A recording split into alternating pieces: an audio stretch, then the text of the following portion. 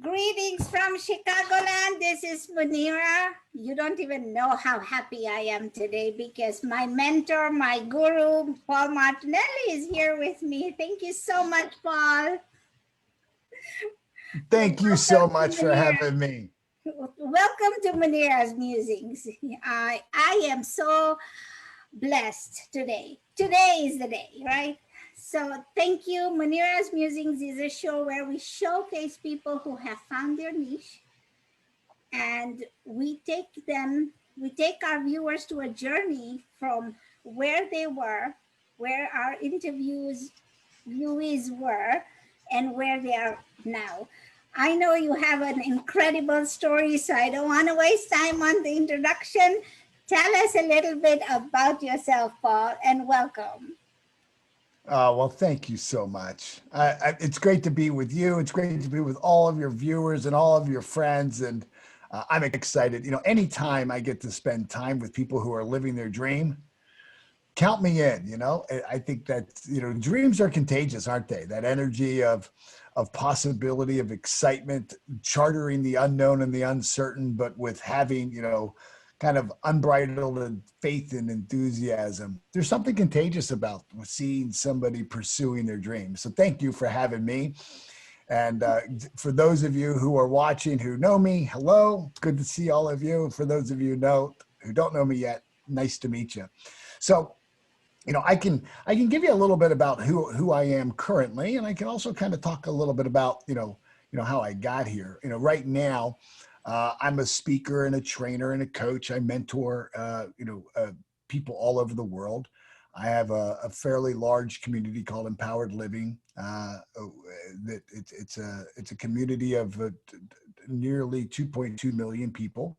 From all over the world and literally all walks of life. I mean, we will have 4-year-olds on our platform watch children programming, and we have people in their 80s and 90s who, have realized that, their life isn't over and they still want to dream. That's awesome, right? And but how you impact them is amazing. So tell us a little bit. I know that you were a janitor. Now you're a millionaire. How did that happen?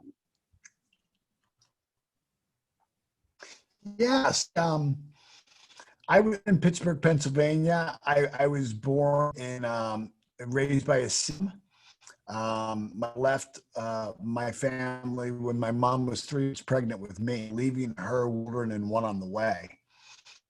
I was raised in a traditional Italian family, and we grew up poor. That my childhood was not a safe place. It was a home very abusive physically, emotionally, verbally. And I think because of that young age, I developed a teaching study. And, studies have shown that most children who don't stutter because of a neurological deficiency or reason because of emotional or anxiety. That stutter, you were in 1966, so I'm Gen X, and in the 70s, when I was in elementary school, a speech impediment was identified as a disability. We now know that a speech impediment is not learning disabled. I wasn't learned; they programmed into my mind that I was disabled and learned. But I grew up with just a real low esteem, low self-value, I didn't expect much from me. The teachers in school and my parents, my family didn't expect much from me. And so I kind of rose to those lowered expectations, And I believe for the first half of my life that I was, dumb and stupid and that I never amount. I was programmed, with the same of your listeners and viewers were programmed. I was programmed that, we're going to be successful to get a really good education. If you were ever going to make it, you had to work really hard and do honest work, but it certainly, the hard part was emphasized. I was taught that, in life you have to play the cards you were dealt. And all of that programming led me to fail out of school. So I barely completed the 10th grade, and that was about it for me. And I landed, a dead end job as a roofer. And then when I was 22 years old, I had $200. I bought a used vacuum cleaner, and I started a commercial cleaning company as a janitor. And that's how I landed at being a janitor. Okay. From janitor to millionaire is a fascinating story. I want to hear. So, I know that Yeah. So you had the Think and Grow Rich guru who helped you through that. When was that mindset? That's what, everybody doesn't know, that we hear a lot of stories like yours, that people were living in a car, or they were poor and they were struggling. How is that mindset, that secret key? What happens right then? yeah. So when we think about mindset, let's look at the word mind and set, right? Most people, when they think of mind, they think of the brain. The brain is not the mind. The brain is the organ that is the electronic and chemical switching station for thought. Mind is the activity of thought that is expressed in every cell of your being. So in our brain, we may think a thought that is fearful. That thought is expressed through our mind in the activity, and that's why our palms will sweat. If we have an embarrassing thought in our brain, the mind expresses the energy vibration of the thought, and our cheeks turn red and we blush. So mind is the activity and expression of thought. Brain is where the thought is originated, controlled, stored, the neural network, if you will. And so if we understand, we're talking about mindset. So we're talking about where is the expression and activity of all the thoughts and beliefs that we hold set? Where are they set? And then how do we reset them? And so if we want to have a mindset change, in order to change the setting in our mind, we have to change the frequency of the vibration that's being expressed through us. And the way we do that is we have to explore what it is that we're thinking and what it is that has already been programmed into that computer of our brain. What does our database storage system hold? And it holds beliefs. And when we begin to challenge the beliefs that we hold, and we begin to look at the programs that are running the activity of the mind, and we evaluate whether those programs serve us or don't serve us, if we can interrupt that pattern for just a moment, press pause before we have to have a mindset pause where we just stop for a minute and evaluate and observe what it is that we're thinking, what it is that we're believing, what it is that we're behaving. That, I think, allows us to then make that mindset change. That's amazing. Thank you. This lesson is amazing. So when that happened for you, how did you pivot? Well, it happened for me, I think, the same way it happens for most people. It happens by having someone like you step in their life, believe in them, see in them something that they don't see in themselves, see potential in them, and then guide them, mentor them, coach them. That's why what you do is so important in the world. You mentor and you guide and you coach people and you train people and you believe in people. And so I had a gentleman, his name was Patrick Hayes. I walked into his office one day on, any given Tuesday. It was just any other normal day of the week. I walked in his office to sell him janitorial services, to become his office cleaner at nighttime. I had no idea that this was a divine appointment. I had no idea that God had kind of guided my footsteps to his door. And so while I was trying to sell him, me coming in and emptying his empty his trash cans and vacuum his carpets, he said to me, I think I can help you. And he sat down and he asked me, what do you want? What do you want? What's your dream? And I honestly couldn't answer the question. I knew what I didn't want, but I didn't know what I wanted. I had never even allowed my mind to explore what I wanted, because what I wanted was a fantasy. What I wanted, I already made an agreement with a belief that said it was impossible. See, I was operating from a belief that the rich get richer and the poor get poorer. Well, we grew up poor, so Uh-huh. I'm not going to get rich. I was also programmed with the belief that you'll get nowhere without a formal education. I'm a high school dropout. I was also, programmed with the belief that you have to be in the right place at the right time. Well, I was poor. Poor doesn't equal mobility. I couldn't be in the right place at the right time. I was stuck and trapped. And so he handed me the book Think and Grow Rich. And for the next 3 years, he mentored me word for word, sentence by sentence, page by page, paragraph by paragraph, chapter by chapter through that book. And he never taught me anything about what I needed to do, how to build a business, nothing. He taught me one thing and one thing only: how to think. He never taught me what to think. He taught me how to think. And most people have never been taught how to think.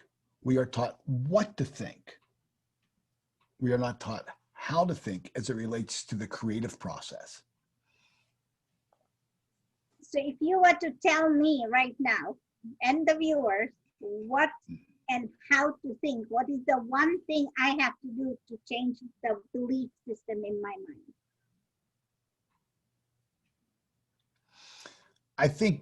I don't think that there is one thing. I think there's a culmination of things that you have to do. Number one is you have to expand your awareness and understanding of the laws that govern your being.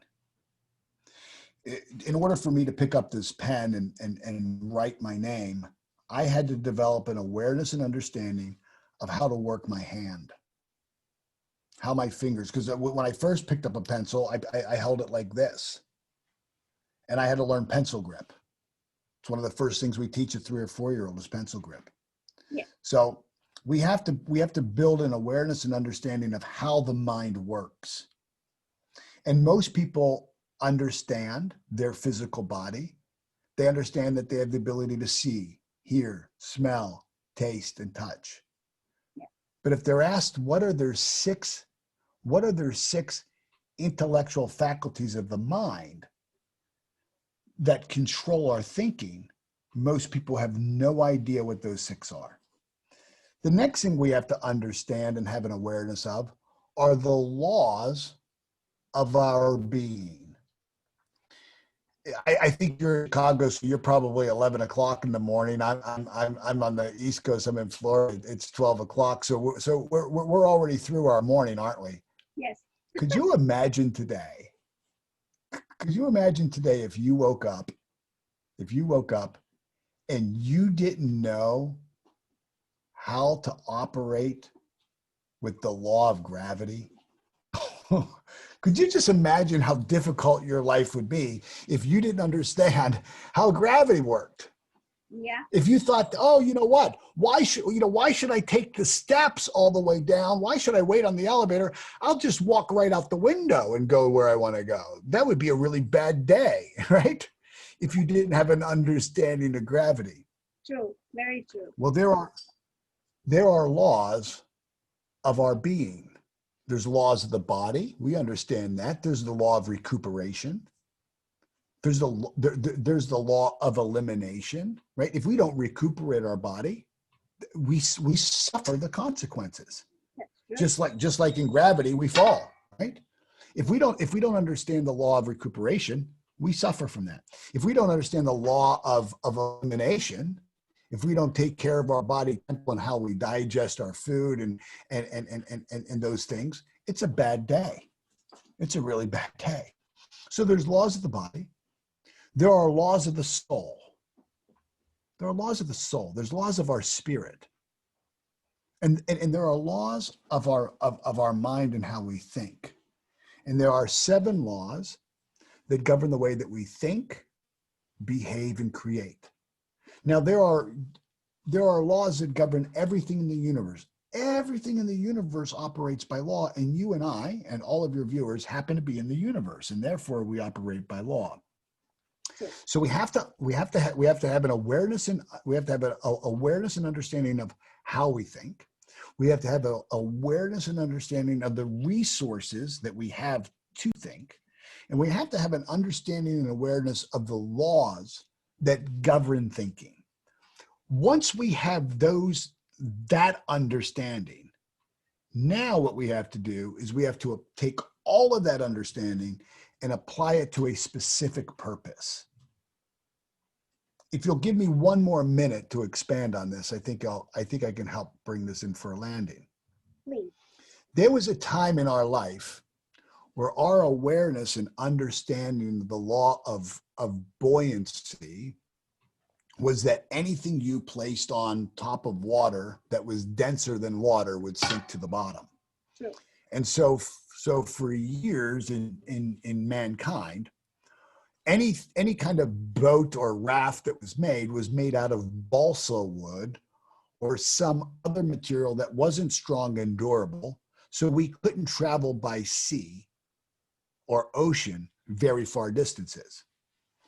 But once we applied our understanding and the laws of buoyancy to the specific purpose of making objects denser than water floats, then all of a sudden we learned how to float steel.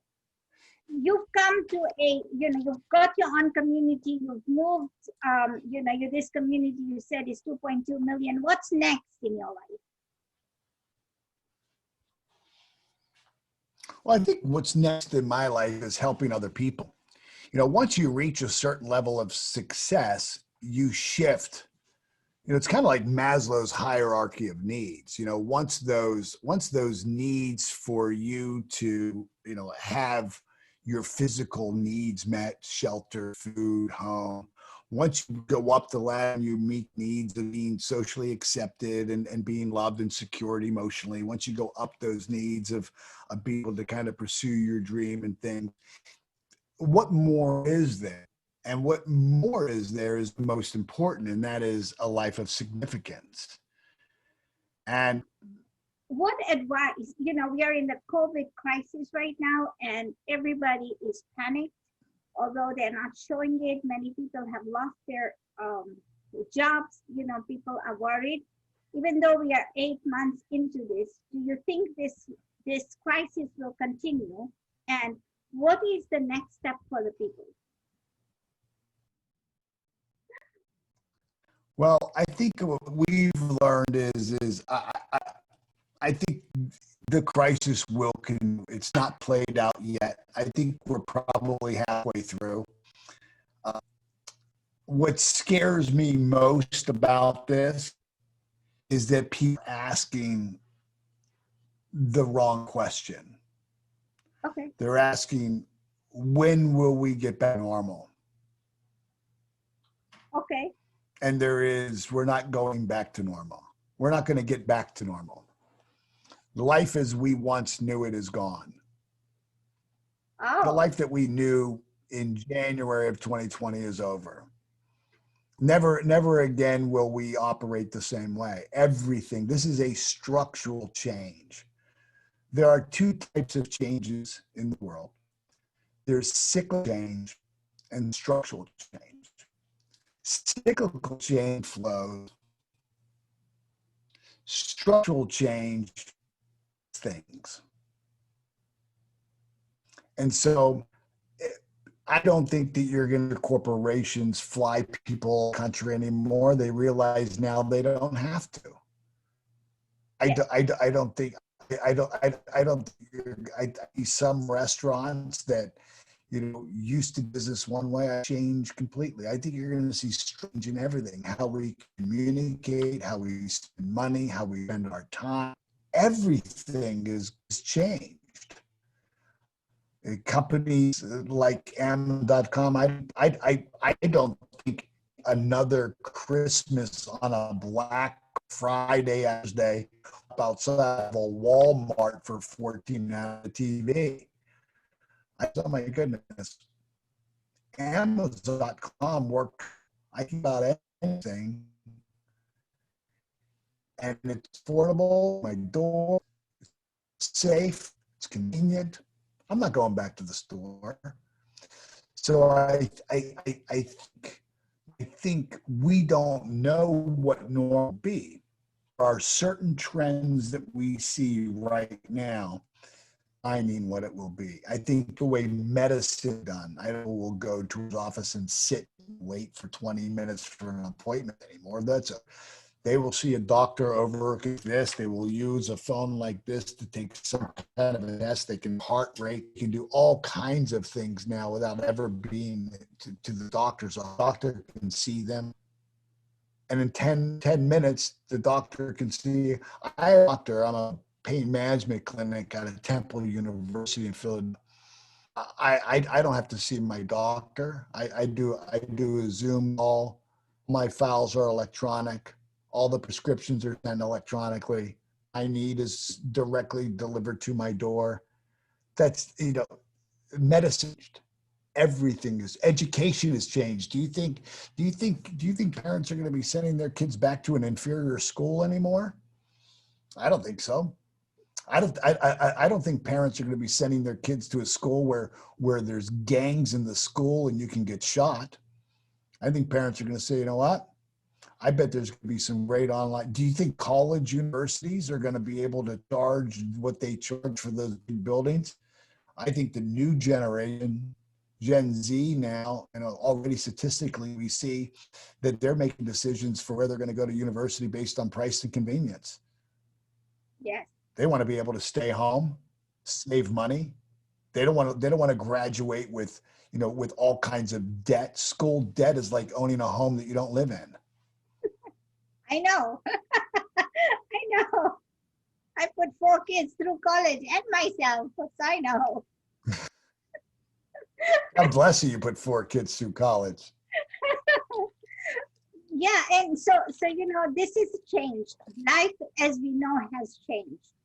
And it came at a very opportune time. Maybe, I don't know, people would say it's a blessing in disguise, people would say it's a curse in disguise.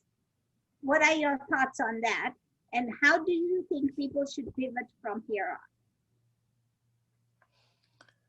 on? I think it's exactly what's supposed to happen at exactly right now. There's no such thing as luck. There's no such thing as chance. Everything happens by exact law. And so this is what we know is that the universe, and we are all in the universe, is in a constant state of change and expansion. Energy only does two things. It expresses itself and it expands. That's the only two things energy does. And you and I, we're just a massive energy. Collectively, we're just a massive energy. And so I think this is a very natural and lawful expression of all the thinking and decisions that humanity has made that has led us to this moment in time. And it's exactly what is needed for our next evolutionary step to our full and highest evolvement. And that's what's happening. And we have an opportunity to either harvest the good or be crushed by it. Everything that happens in our life is content.